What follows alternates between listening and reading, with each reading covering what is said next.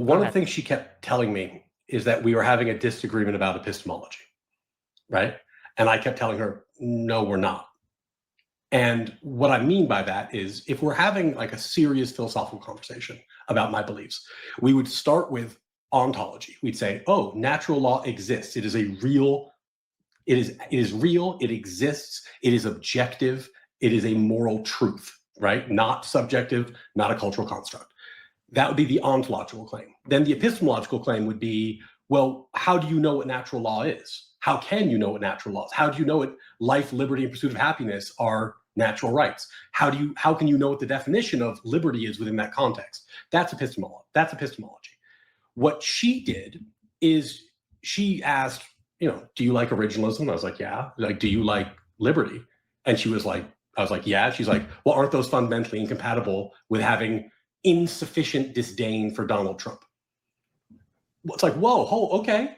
Well, now we've skipped the serious philosophical inquiry into the epistemology, though she thinks that we were having that conversation because she kept using the word incorrectly, but she kept using it.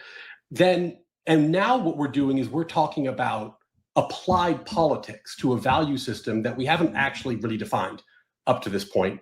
And your assertion is that it is fundamentally irrational for me to hold the beliefs I hold. That's a rough conversation. It's a rough conversation, Whick, and it's very difficult. Imagine like you're talking to someone you've never spoken to before, and the conversation is your beliefs are fundamentally irrational. If you had to have that conversation again, what would you do differently? Almost nothing. Almost nothing. Really? No, watch the first 30 minutes. Like, honestly, I bent over backwards to keep the conversation civil for about half an hour to 45 minutes, somewhere in there. Then a debate broke out that I didn't think we were going to have. When a debate broke out, I changed tactics. And then when the debate broke out, and it was clear we had an irreconcilable difference, I said, despite our irreconcilable differences, let's try to do some good modeling.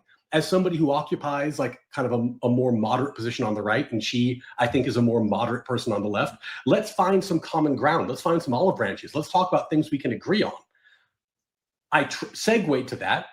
And as we started making common ground, she then came back and said, I can't make any common ground until you concede that Donald Trump is sufficiently bad that you should always vote against him in the future.